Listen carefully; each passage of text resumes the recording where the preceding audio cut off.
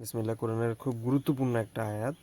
আল্লাহ তাআলা বলতেছেন, ইদা মাসাল ইনসানা যুররুন, যখন কোনো মানুষের অকল্যাণ খারাপ কোনো বিষয় পেয়ে বসে, দাআ রব্বাহু, তখন সে তার রবকে ডাকে, মুনিবান ইলাইহি, তার নিকট একনিষ্ঠ চিত্তে, খুব বিনয়ের সাথে মুখাপেক্ষী হয়।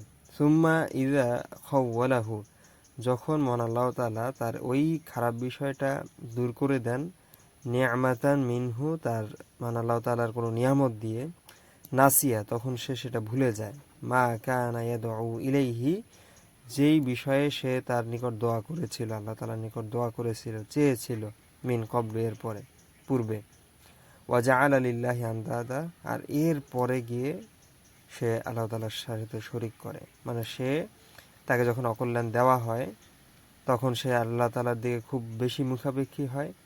আবার যখন আল্লাহ তাআলা তার ওই অকল্যাণটা দূর করে দেন, সে আবার ভুলে যায় সে কি চেয়েছিল আল্লাহ তাআলা।